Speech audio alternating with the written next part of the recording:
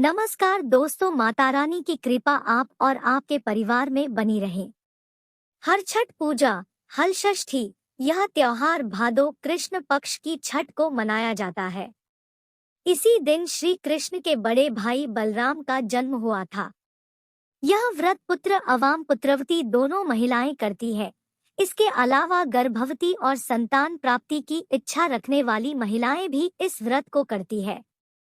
मथुरा के राजा कंस अपनी बहन देवकी को विवाह उपरांत विदा करने जा रहे थे तो आकाशवाणी के वचन सुन कि देवकी का 8वां गर्भ तेरी मृत्यु का कारण बनेगा, जानकार बहन भनोई को कारागार में डाल दिया और वसुदेव देवकी के 6 पुत्रों को एक एक कर कंस ने मार डाला। जब 7वें बच्चे के जन्म का समय नजदीक आया तो देवर्षि नारद जी वसुदेव देवकी से मिलने पहुंचे और उनके दुख का कारण जानकर देवकी को हलषष्ठी देवी के व्रत रखने की सलाह दी।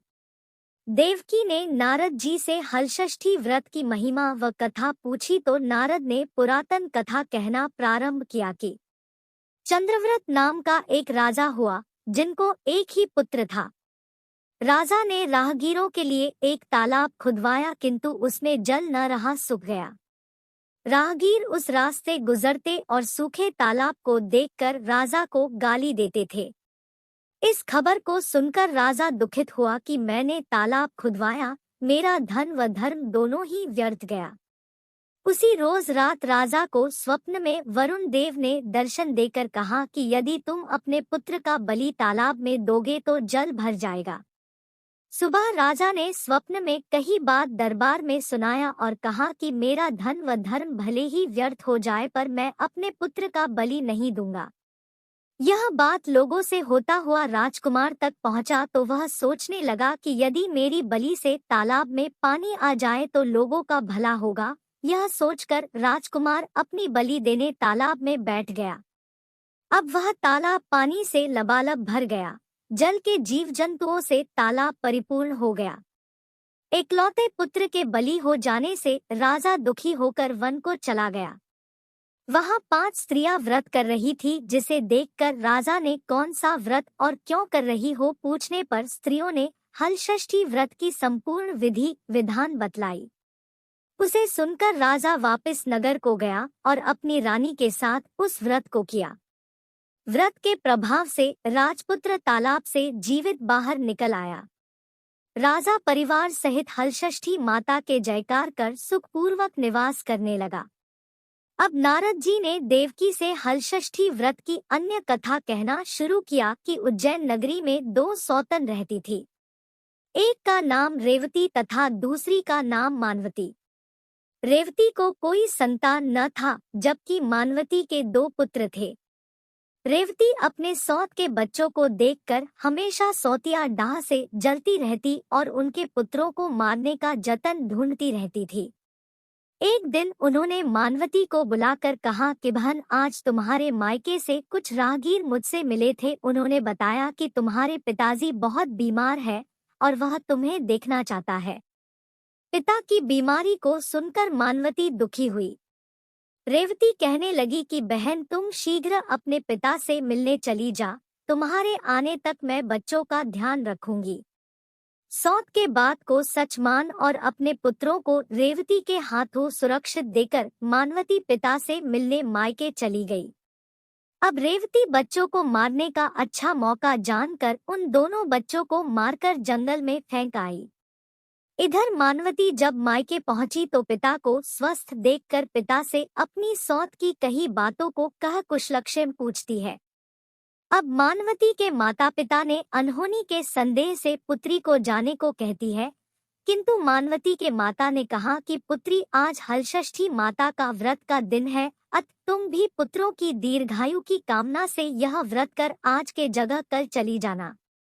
माता की सलाह मान मानवती पुत्रों की स्वास्थ्य कामना से हलषष्ठी माता का व्रत धारण कर दूसरे दिन अपने घर जाने को निकली।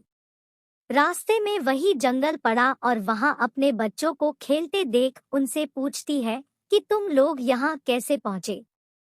तब पुत्रों ने बताया कि आपके चली जाने पर हमारी दूसरी माता रेवती ने मारकर यहाँ फेंक दी थी कि तभी एक दूसरी स्त्री ने हमें फिर से जिंदा कर गई।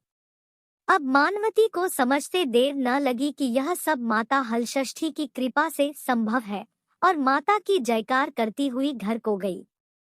नगर में मानवती के पुत्रों को पुनः जीवित देख और माता हलषष्ठी की महिमा जान सभी स्त्रियां हलषष्ठी व्रत करने लगी।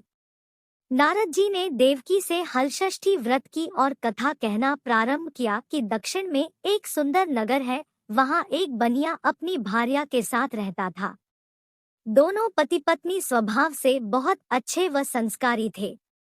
बनिया की पत्नी गर्भवती होती संतान को जन्म देती थी, किंतु भाग्यवश उनके संतान कुछ समयोपरांत मर जाते थे। इस प्रकार एक एक करके बनिया की पत्नी के 6 संतान मृत्यु को प्राप्त हो गया। इस कारण दोनों पति पत्नी बहुत दुखी होकर मरने की उद्देश्य लेकर घर से वन की ओर चले गए। वहां जंगल में एक साधु से उनकी भेंट हुई तो उन्होंने साधु से अपनी व्यथा कह सुनाई। साधु ने ध्यान लगाकर देखा कि बनिया के संतान कहाँ है। साधु ध्यान में यम, कुबेर, वरुण, इंद्रादि लोक में ढूंढा, किंतु जब वहां बनिया के बच्चे नहीं दिखा तो साधु ब्रह्मा लोक को गए। वहां साधु ने बनिया के सारे संतान को देखकर उन्हें अपने माता पिता के पास लौटने का आग्रह किया। बच्चों ने वापस लौटने से मना करते हुए कहा कि मुनिवर, इससे पूर्व हम कई बार जन्म ले चुके हैं। हम किस किस माता पिता को याद रख उनके पास जाए।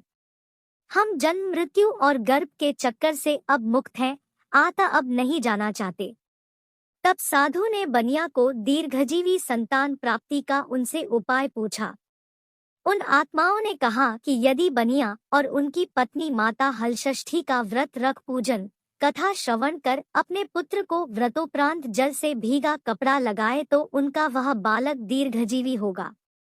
उन आत्माओं से इस प्रकार सुन साधु ध्यान से वापस आकर बनिया से हलषष्ठी व्रत कथा नियम आदि को बताया। साधु से इस विधि विधान को सुन दोनों पति पत्नी घर को गए। समयोपरांत जब हलषष्ठी व्रत का दिन आया तो उन्होंने व्रत रखा व संतान प्राप्ति का वर मांगा। माता हलषष्ठी की कृपा से अब बनिया की पत्नी गर्भवती हुई और एक सुंदर संतान को जन्म देती है। अगले व्रत पर उन्होंने साधु के बताए अनुसार अपने पुत्र को पोता मारती है। माता की कृपा से अब उनके संतान दीर्घ आयु को प्राप्त किया।